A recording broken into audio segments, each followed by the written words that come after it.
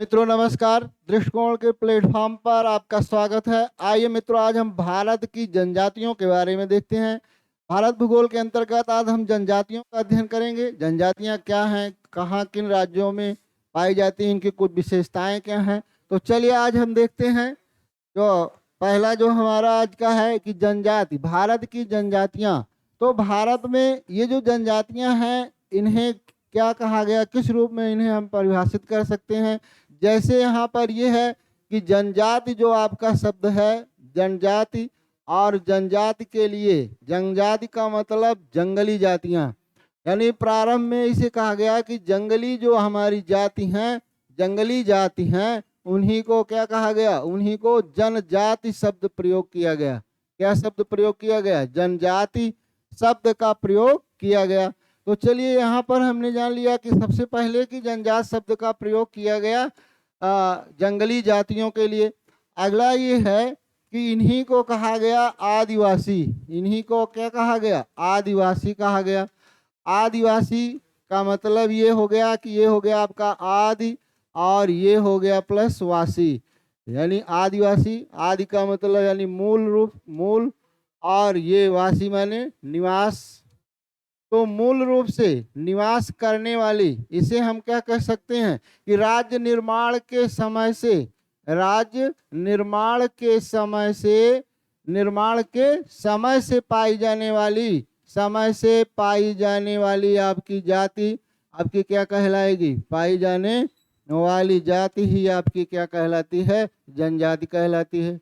पाई जाने वाली जाति जनजाति है। और इन्हीं के लिए आपका क्या शब्द प्रयोग किया गया? आदिवासी शब्द प्रयोग किया गया। आदिवासी, आदिवासी शब्द को अब हम जानना है कि आदिवासी शब्द, आदिवासी, आदिवासी जो शब्द है, ये शब्द आपका प्रयोग किया ठक्कर वापा ने। किसने? ठक्कर वापा। और ठक्कर वापा को आदिवासी का मसीहा कहते हैं। आदिवासी का क्या कहते हैं? आदिवासी का मसीहा कहा जाता है। तो चलिए, ये प्रश्न आपका पूछा जा चुका है, आदिवासी का मसीहा कौन? मसीहा कहा जाता है ठक्कर वापा को। आइए भाई, कहा जाता है। इसी प्रकार से हम आगे देखते हैं, कहा जाता है आदिवासी ठक्कर बापा। और साथ ही साथ संविधान सभा के सदस्य, संविधान सभा के सदस्य आपके, सभा के सदस्य कौन थे? संविधान सभा के सदस्य आपके थे जयपाल। कौन थे? जयपाल सिंह। और इन्होंने इन्होंने आदिवासी शब्द का प्रयोग किया। किस शब्द का प्रयोग किया? अब आदिवासी शब्द का प्रयोग किया। तो आदिवासियों के मसीहा आपके ठक्कर वापा हो गए। लेकिन संविधान सभा के सदस्य के रूप में पहली बार यह शब्द आपका किसने प्रयोग किया? जयपाल सिंह ने किया। यह आपको बताया गया।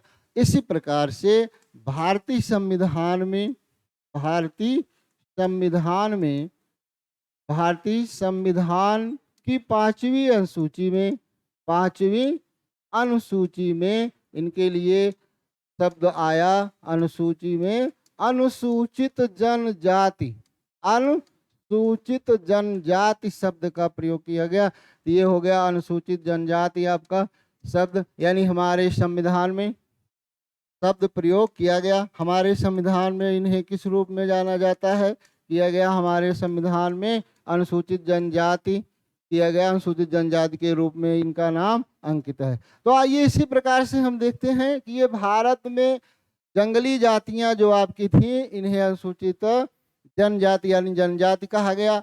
और इनके लिए आदिवासी शब्द प्रयोग हुआ। आदिवासियों के मसीहा ठक्कर बापा हुए। संविधान सभा के सदस्य जयपाल सिंह ने आदिवासी शब्द का प्रयोग किया।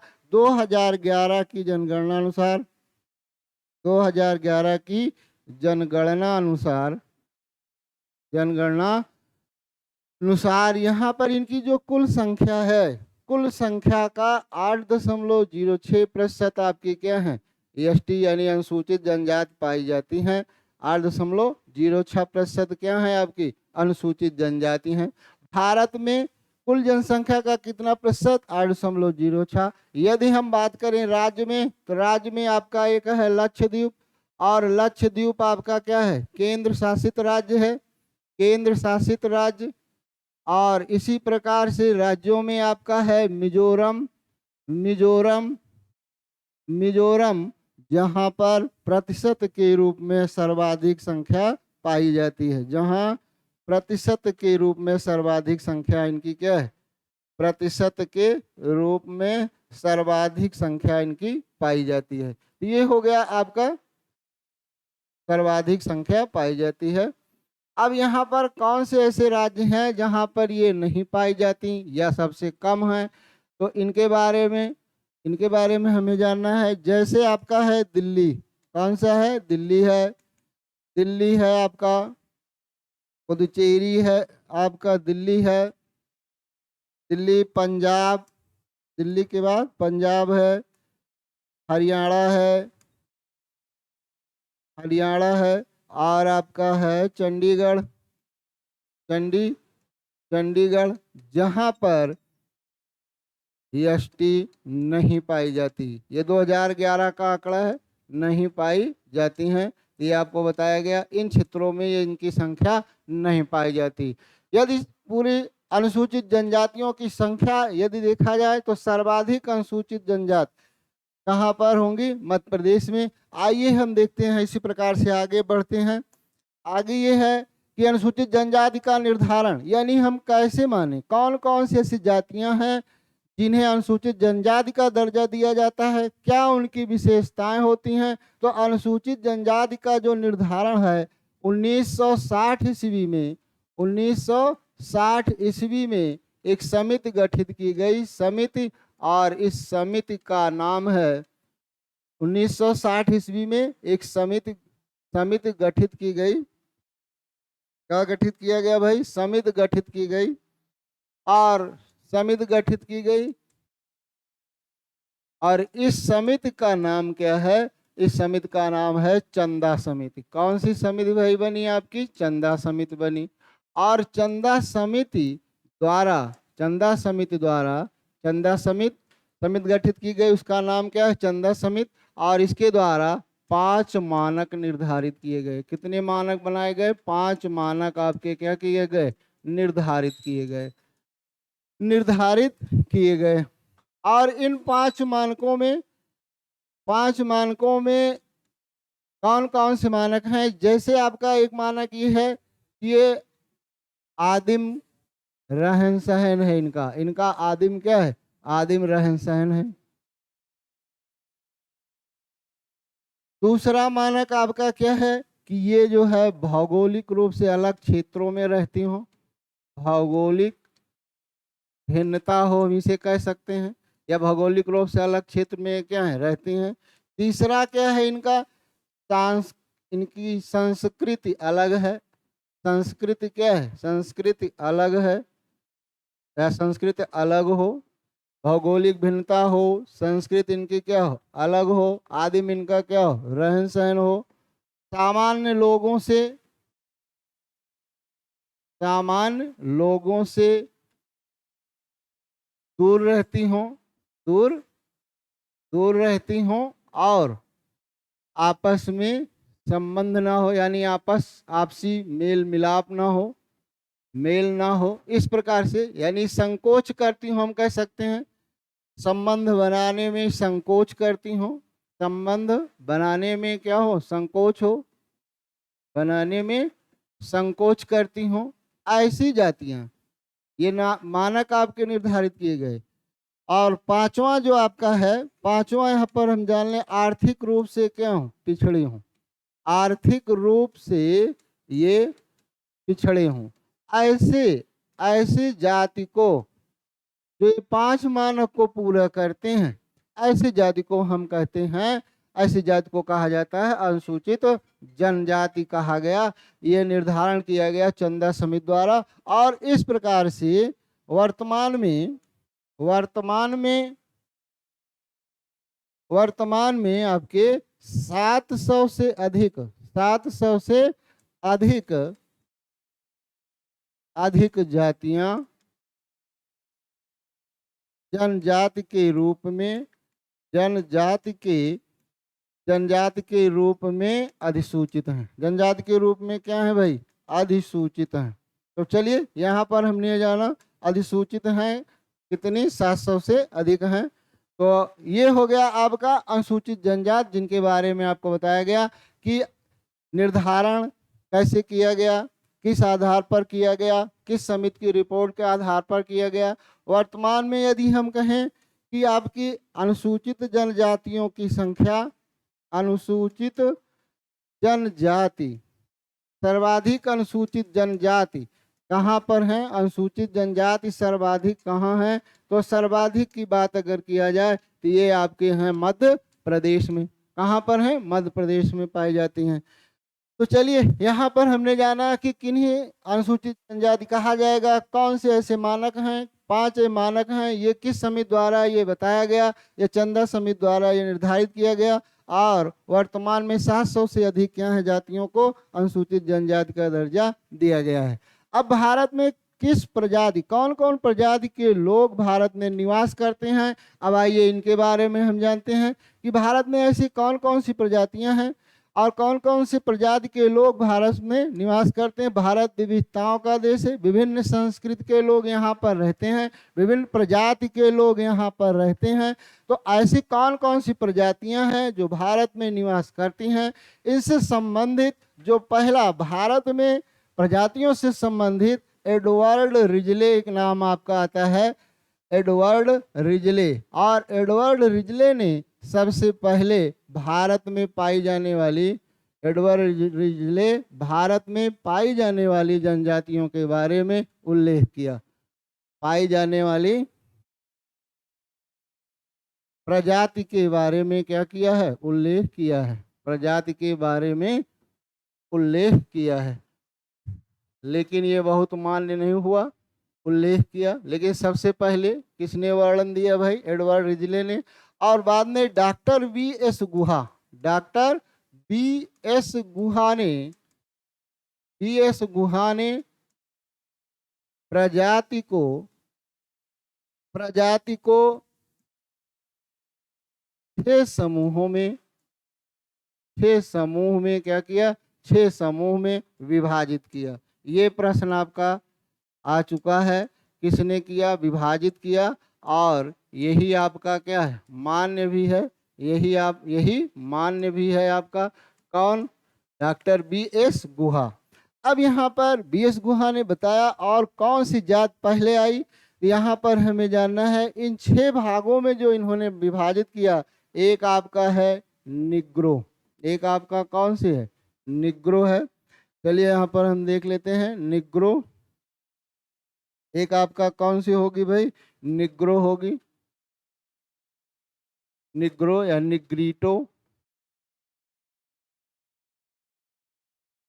दूसरा आपका हो गया प्रोटो ऑस्ट्रेलाइड, ऑस्ट्रेलाइड। तीसरा आपका हो गया मंगोलायड, मंगोलायड। चौथा आपका हो गया भूमध्य सागरी, भूमध्य सागरी। पांचवा आपका हो गया ब्रेकसेफल।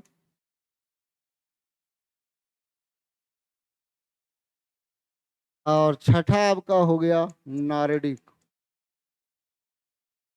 यहाँ से एक प्रश्न आपका बनता है कि सबसे पहले भारत में आए निग्रो और निग्रेटो, सबसे पहले आपके कौन आए, निग्रो या निग्रेटो सबसे पहले आए।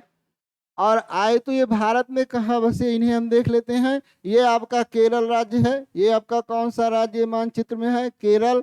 और केरल में आपका है त्रावणकोर, यहीं पर आए। और दूसरा आपका ये निग्रिटो दिया ही गया है, ये आपका राज्य है, ये केंद्र शासित राज्य है अंडमान, अंडमान निकोबार, अंडमान निकोबार। और यहाँ पर पाई जाने वाली जो आपकी जनजातियां हैं, ये आपकी निग्रो या निग्रिटो प्रजाति की हैं। यहाँ पर पाई जाने वाली जनजातियां निग्रो या निग्रिटो, जैसे ओंगे है, स्टेनली है, जारवा, ये सभी आपकी क्या है, अंडमान निकोबार की क्या है, जनजातियां हैं। यहाँ पर आपका नायर है, मोपला है, ये केरल की आपकी क्या है, जनजातियां हैं। तो सबसे पहले या आए थे, सबसे पहले आए थे और आने के बाद कहाँ पर, इस चित्र द्वारा समझ लीजिए केरल में, और कहाँ पर, अंडमान निकोबार में। चलिए आगे हम देखते हैं, प्रोटो ऑस्ट्रेलाइड आपके हो गए। अगले आपके कौन हो गए, प्रोटो ऑस्ट्रेलाइड। तो यहाँ पर देखिए ये प्रोटो ऑस्ट्रेलाइड ये आपका दिया गया, ये छत्तीसगढ़, इसे हम कह सकते हैं मध्य क्षेत्र। ये आपका कौन सा हो जाएगा, मध्य क्षेत्र, यानी मध्य प्रदेश छत्तीसगढ़ में जो आपकी जनजातियां हैं या जो भी लोग निवास करते हैं, ये किस प्रजाति की हैं, प्रोटो ऑस्ट्रेलाइड प्रजाति के हैं। ये कहाँ के हो गए, प्रोटो ऑस्ट्रेलाइड, इसे हम कह सकते हैं मध्य क्षेत्र, मुख्य रूप से भारत के मध्य भारत। अगला है आपका मंगोलाइड। मंगोलाइड यानी ये आपके गोरे होंगे, छोटे होंगे, आंखें छोटी होंगी, इस प्रकार के जो लक्षण हैं, बाल सीधे होंगे। यहाँ पर मंगोल ये आपके हो जाएंगे, ये भाग आपका है जो तिब्बत से जुड़ा हुआ यहाँ पर, तो ये आपके क्या हो जाएंगे, मंगोलाइड। तो इन्हें हम कहेंगे उत्तर और उत्तर पूर्वी, उत्तर और उत्तर पूर्वी क्षेत्र में आपकी कौन सी जनजाति है, मंगोलाइड आपकी हो गई। इसी प्रकार से ये भूमध्य सागरी, भूमध्य सागरीय आपके दक्षिण में भी होंगे, कहाँ पर होंगे, दक्षिण में, और साथ ही साथ कुछ उत्तर, उत्तर भारत में भी ये आपकी क्या होती हैं, पाई जाती हैं। ब्रेकसेफल, ब्रेकसेफल आपका ये क्षेत्र, और ये आपका है राजस्थान, राजस्थान के बाद ये गुजरात, इन क्षेत्रों में, पंजाब में भी आपका क्या होता है, ये होंगे, या हम, और नार्डिक आपके होंगे, और नार्डिक आपका होगा उत्तर पश्चिम। नार्डिक आपके कहाँ, मुख्य रूप से उत्तर पश्चिम। तो ये आपके हो गए। तो इस प्रकार से नार्डिक सबसे बाद में आने वाली प्रजाति है, सबसे बाद में आने वाली ये क्या है, प्रजाति है। ये प्रश्न आपसे पूछे जाते हैं, आने वाली प्रजाति है। यहाँ पर क्षेत्रों से भी आपसे पूछा जाता है, जो ब्रेकसेफल, जैसे आपका राजपूत आप समझते होंगे, राजपूत के साथ सिख आप समझते होंगे, तो ये सब आपके क्या है, ब्रेकसेफल हैं। तो इस प्रकार से संपूर्ण भारत में इन 6 प्रजातियों के लोग रहते हैं, और ऐसा निर्धारण किसने किया, डॉक्टर BS गुहा ने, और इनके द्वारा निर्धारित किया गया ही अधिक मान्य है। लेकिन सबसे पहले भारत की प्रजाति का निर्धारण एडवर्ड रिजले ने किया था। चलिए आगे बढ़ते हैं। इसी प्रकार से अगला जो हमारा भाग है, भारत की प्रमुख जनजातियां। भारत में की प्रमुख जनजातियां, जैसे उत्तर प्रदेश और उत्तराखंड है, क्योंकि उत्तर प्रदेश से ही अलग हुआ आपका उत्तराखंड, और आज जो है अलग हैं, तो यहाँ पर कुछ अलग अलग प्रकार की ये जनजातियां, इसलिए इनको हम एक साथ देखते हैं। जैसे आपका एक जौनसारी है, जौनसारी उत्तराखंड की सबसे बड़ी जनजाति है, ये आपके उत्तराखंड है। और उत्तराखंड की सबसे बड़ी जनजाति कौन सी, उत्तराखंड, उत्तराखंड की सबसे बड़ी जनजाति आपकी कौन सी है, ये पूछा जाए तो उत्तराखंड की सबसे बड़ी जनजाति ये आपकी हो गई, सबसे बड़ी जनजाति कौन सी हो गई भाई, जौनसारी जनजाति है। अगला है भोटिया है। अगर जौनसारी में देखा जाए तो ये है आपका बहुपति प्रथा। ये प्रश्न आपका पूछता है बहुपति प्रथा, इनमें क्या है, बहुपति प्रथा प्रचलन में है। यहाँ पर कुछ विशिष्ट होगा वो आपको बताया जाएगा, प्रचलन में है। आगे हम देखते हैं इसी प्रकार से भोटिया है। इस प्रकार से आपका क्या है, भोटिया है। ये उत्तराखंड की जनजाति, उत्तराखंड की जनजाति, और उत्तराखंड की जनजाति है। और इस जनजाति में जो आपका मौसमी आपका क्या होता है, प्रवास होता है। मौसमी प्रवास का मतलब इसे हम कहेंगे ऋतु प्रवास। और ऋतु प्रवास का मतलब ये हो गया कि जैसे ग्रीष्म ऋतु आ गई तो पर्वतों पर, और शीत ऋतु आ गई तो पर्वतों से निचले हिस्से पर ये क्या होती हैं, रहती हैं। इसी प्रकार से बुक्सा है। बुक्सा जनजाति उत्तराखंड, उत्तराखंड और उत्तर प्रदेश, उत्तर प्रदेश बिजनौर आप सुने होंगे, बिजनौर, यहाँ पर ये पाई जाती हैं। यहाँ ये अपने आप को पतवार राजपूत घराने से, पतवार राजपूत घराने से संबंधित मानती हैं। पतवार राजपूत घराना से क्या मानती हैं, राजपूत घराने से संबंधित मानती हैं। ये आपका हो गया संबंधित हैं। और इनमें कुछ अलग आपका शासन होता है, इनमें अपना अलग शासन, और इनके शासक जो हैं तख्त आपके होंगे, मुंसिफ आपके होंगे, मुंसिफ होंगे, दरोगा होंगे और सिपाही होंगे। ये इनकी अपनी शासन पद्धति है, इसी द्वारा ये अपना शासन चलाते हैं। तख्त आपका हो गया एक मुंसिफ, ये सबसे बड़ा क्या होगा, अधिकारी होगा, जो ऊंचे स्थान पर बैठकर क्या करता है, निर्णय करता है।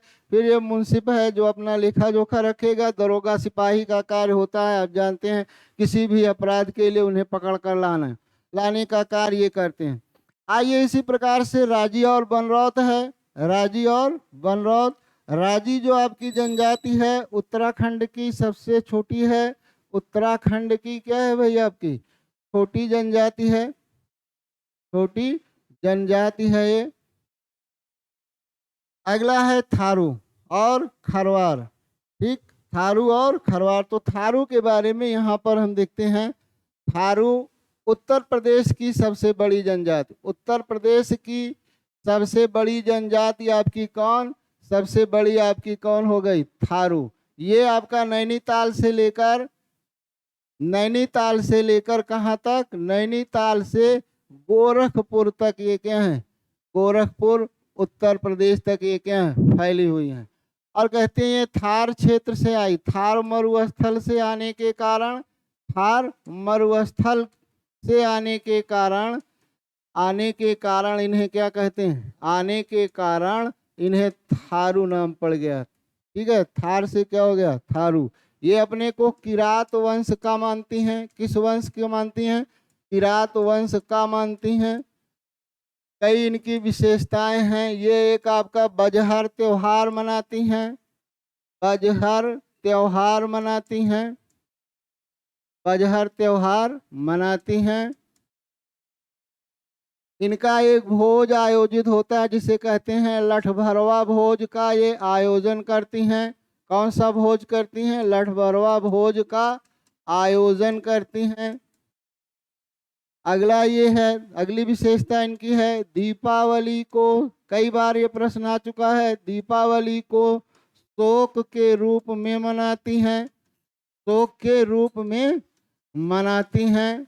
तो शोक के रूप में जो आपका ये मनाती हैं, क्योंकि इस दिन अपने पितरों को याद करते हैं। किनको याद करते हैं, पितरों को की याद में ये दीपावली को किस रूप में मनाते हैं, शोक के रूप में मनाती हैं। और उत्तर प्रदेश की ये सबसे बड़ी क्या है, जनजाति है। ये किसकी विशेषता हो गई, थारू जनजाति।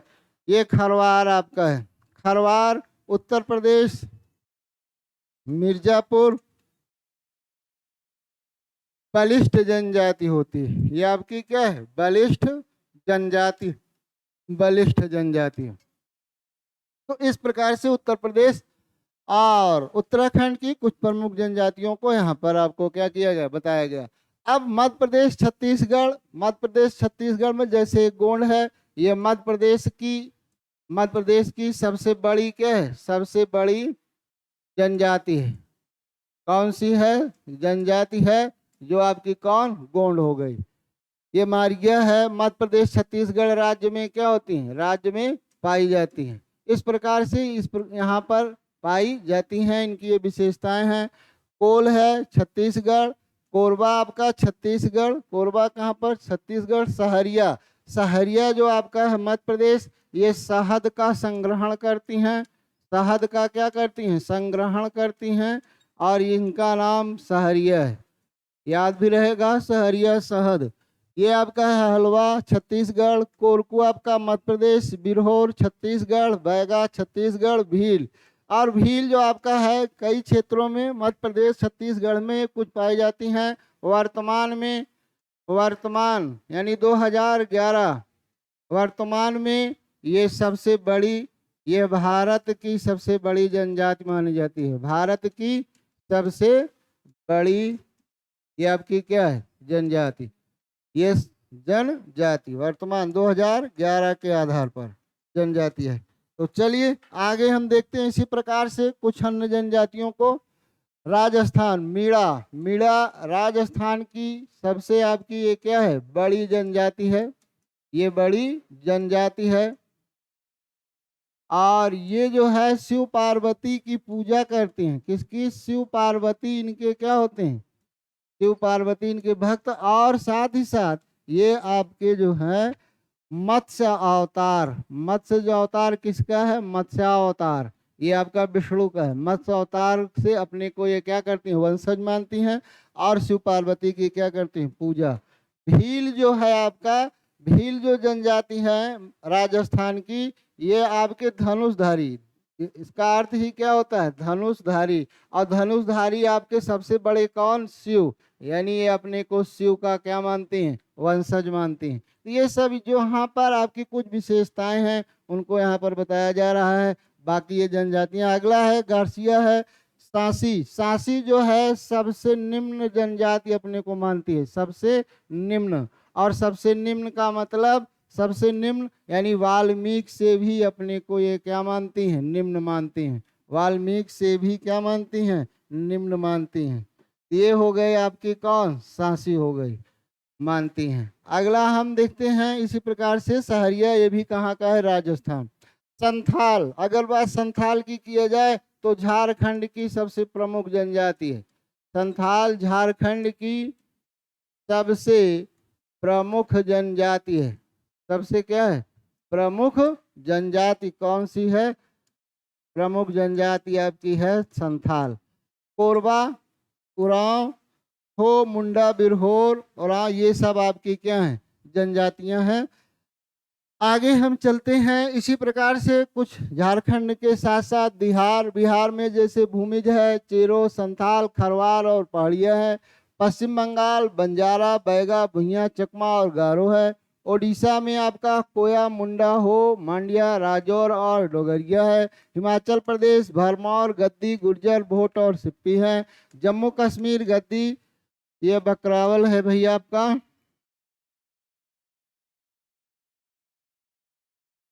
कंपा है, खस है, ये आपकी कहाँ की है, और लद्दाख चांगपा। यहाँ पर दो चीज है, जैसे चांगपा जो है आपकी, ये लद्दाख की प्रसिद्ध आज केंद्र शासित राज्य हो गया लद्दाख। और ये याक, याक आप जानते होंगे, याक को ये क्या करती हैं, पालती हैं और इनके बालों से अपना पट्टियां तैयार करती हैं। और ये आपकी चांगपा जनजाति। गद्दी जो है आपका, हमने देखा ये आपका जम्मू कश्मीर। और पश्मीना बकरी, पश्मीना जो आपके अच्छे किस्म के ऊन के लिए इन्हें पालती हैं, पश्मीना। तो ये हो गया आपका पालती हैं, ये आपको बताया गया। आगे इसी प्रकार से असम है। असम में जैसे दिमासा है, गारो है, खासी है, मार, चकमा, कार्बी और लिंगम है। इसी प्रकार से अरुणाचल प्रदेश डफला, मिश्मी, अबोर, आपातानी, शेर। ठीक है, ये डफला है, मिश्मी है, अबोर है, आपातानी, शेर, ये आपकी कहाँ की हैं, ये आपके हैं अरुणाचल प्रदेश की। चलिए आगे देखते हैं मणिपुर कुकी, जो सबसे ज्यादा आपका मणिपुर में पूछा गया, कुकी है। और अंगामी है, मैतेई है और नागा, ये अभी बहुत चर्चा में भी था मैतेई। आगे हम यहाँ पर चलते हैं मेघालय। मेघालय में गारो, खासी, जयंतिया, मिकिर, लुसी है। नागालैंड, नागा है, कोन्याक, नागा में जो आपका पूछा गया कोन्याक है आपका। सिक्किम जो सबसे ज्यादा पूछा गया लेप्चा है, भूतिया लिखा गया, भूमिया है और ये लिम्बू है। महाराष्ट्र में आपका भील है, नायक है, ओरांव है। गुजरात में आपका भील, सिद्धि है। और इसी प्रकार से आंध्र प्रदेश जो सबसे ज्यादा पूछा गया, चेचू। और तमिलनाडु, तमिलनाडु में टोडा सबसे ज्यादा पूछा गया, कोटा है। और केरल मोपला है, ये मोपला है, मोपला, मोपला, नायर और पनियार आपकी। ये हो गया आपका। इसी प्रकार से अंडमान निकोबार जारवा है, ये आपका जारवा है। और सेटेनली है, ओंगे है, सोमपेन है, सोमपेंस। ठीक है, ये आपकी जनजाति कहाँ की है, अंडमान निकोबार की। तो ये प्रमुख जनजातियां थी जिनके बारे में आपको, कुछ जनजातियों की विशिष्टताएं हैं। यानी इन जनजातियों में जो हमने अभी देखा कि कुछ जनजातियां ऐसी हैं जिनमें कुछ विशेष लक्षण पाए जाते हैं। किसी में शिकार नृत्य, जैसे आपको दिया गया, खासी है, नागा है, थारू है, जयंतिया, ये कौन सा नृत्य करती हैं, शिकार नृत्य करती हैं। ये क्या करती हैं, शिकार नृत्य करती हैं। अब इनकी विशेषता क्या है, तो इसमें थारू और जयंतिया जो हैं ये जंतुओं का शिकार करती हैं। जंतुओं का क्या करती हैं, जंतुओं का शिकार करती हैं, शिकार करती हैं। और यहाँ पर खासी और नागा जो है ये खतरनाक जनजातियां हैं। ये मानव का भी शिकार कर लेती हैं। मानव का क्या करती हैं? शिकार करती हैं। मानव का क्या करती हैं? शिकार करती हैं और करती हैं। और नागा जो पुरुष होते हैं आपके यहाँ, इनकी विशेषता क्या है? नागा पुरुष, नागा पुरुष, नागा जनजाति पुरुष विवाह के अवसर पर, विवाह के अवसर पर नरमुंड की माला, नरमुंड की क्या पहनते हैं? नरमुंड की माला पहनकर वीरता प्रदर्शित करते हैं। माला पहनकर क्या करते हैं भाई? पहनकर वीरता प्रदर्शित करते हैं, वीरता प्रदर्शित करते हैं। तो ये हो गया आपका वीरता प्रदर्शित करते हैं। तो सबसे खतरनाक यहाँ पर नागा और खासी हैं। युद्ध नृत्य अगला आपका है। युद्ध नृत्य में हमें जानना है, युद्ध नृत्य गारो है, भील है, उरांव है और छोटा नागपुर क्षेत्र में जो पाई जाने वाली जनजातियां। तो यहाँ पर युद्ध नृत्य में क्या होता है? ये लोग आपका क्या करते हैं? हथियार, जैसे आपका औजार या हथियार रखकर जोर से क्या करेंगे? हथियार रखकर जोर जोर से क्या करेंगे? जोर से आवाज देते हैं, जोर से क्या करते हैं? आवाज लगाते हैं। यही आपका क्या है? इनका लगाते हैं युद्ध नृत्य है। इसी प्रकार से उरांव जादुर नृत्य करता है। उरांव जनजाति क्या करती हैं? आप जादुर नृत्य करती हैं। तो इनकी विशेषता क्या है? जादुर नृत्य कौन? उरांव जनजाति। और ये क्या करते हैं? रंगीन वस्त्र पहनकर नृत्य करते हैं। रंगीन वस्त्र आपका, ये आपका वस्त्र पहनकर क्या करेंगे? नृत्य करेंगे। ये किसकी विशेषता है?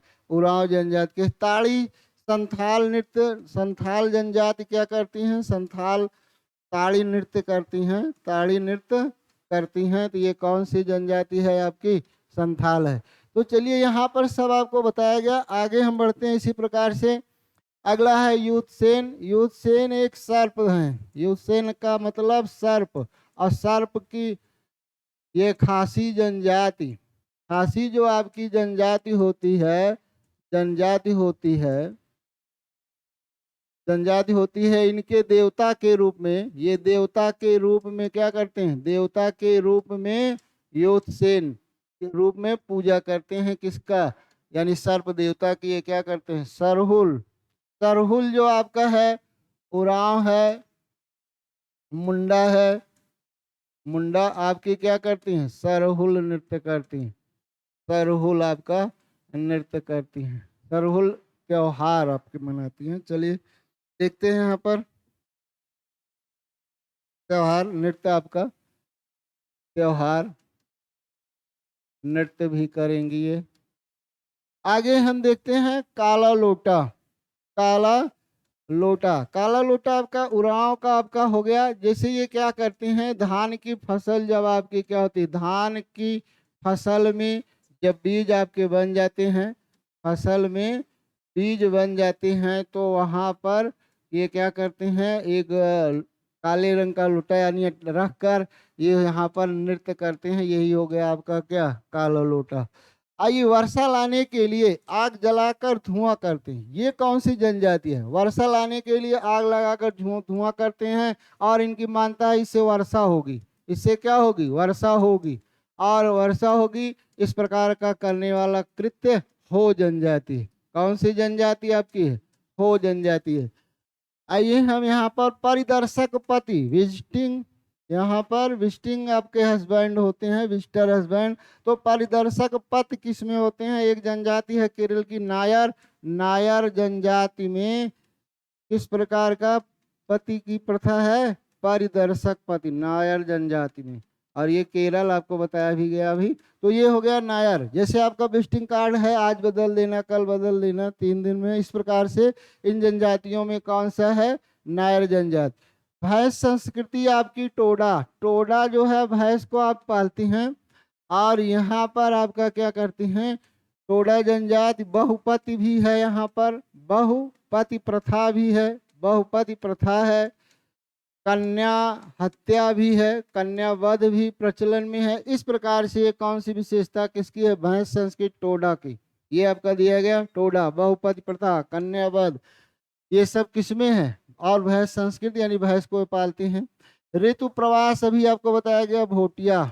ऋतु प्रवास कौन करती हैं? भोटिया है।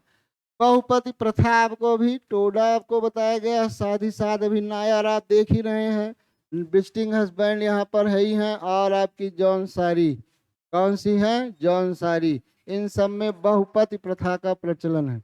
कौन सी प्रथा प्रचलित है, बहुपति प्रथा प्रचलित है। तो चलिए भाई, ये हो गई आपकी जौनसारी। आइए, ये जनजातियों की विशेषता थी जिसके बारे में हम यहाँ पर चर्चा किए। आगे हम चलते हैं। जनजातियों के सुधार के लिए कार्यक्रम, युवा गृह बनाए गए। सबसे पहला कार्यक्रम में हम देखते हैं जनजातियों के लिए आपके क्या बनाए गए, युवा गृह बनाए गए। युवा गृह ये शिक्षा से संबंधित है। युवा गृह किससे संबंधित है, जनजातियों के बालकों के शिक्षा से संबंधित है। ये हो गया युवा गृह। अगला हम देखते हैं, इसी प्रकार से इंदिरा गांधी जनजाति विश्वविद्यालय बनाया गया। इंदिरा गांधी जनजाति विश्वविद्यालय, जनजातीय विश्वविद्यालय आपका बनाया गया। और ये आपका कहाँ पर है, अमरकंटक। अमरकंटक तो आप जानते होंगे मध्य प्रदेश, ये सब आपको पढ़ाया गया। ये हो गया आपका। इसी प्रकार से थारू जनजाति के लिए, थारू के लिए लखीमपुर खीरी में, लखीमपुर खीरी उत्तर प्रदेश, लखीमपुर खीरी कहाँ पर, उत्तर प्रदेश में आपका बनाया गया विद्यालय, महाविद्यालय क्या किया गया, निर्माण का किया गया। क्या निर्माण किया गया भाई, महाविद्यालय का। तो चलिए यहाँ पर हम देखते हैं, यहाँ पर बनाया गया महाविद्यालय। शिक्षा के लिए, ये भी सुधार के लिए व्यवस्था की गई। आगे हम ये देखते हैं कि भारतीय संविधान में, भारतीय संविधान में पांचवी अनुसूची, पांचवी और छठी अनुसूची, पांचवी और कौन भाई, छठी अनुसूची में जनजातियों के लिए प्रावधान है। इसी के साथ साथ अनुच्छेद 1 बनाया गया SC ST आयोग, SC ST आयोग। आयोग के लिए संदर्भ में अनुच्छेद 338। अब यहाँ पर हमें कुछ बातों को जानना है। जैसे अगर हम अनुसूचित जनजाति पढ़ रहे हैं तो ST आयोग से संबंधित, तो प्रारंभ में इन दोनों के लिए एक आयोग बनाए गए 1978 ईस्वी में, गैर संवैधानिक संस्था के रूप में। 1978 ईस्वी में गैर संवैधानिक संस्था के रूप में या गैर सांविधिक के रूप में सबसे पहले यहाँ पर 1978 ईस्वी में गैर सांविधिक संस्था के रूप में एक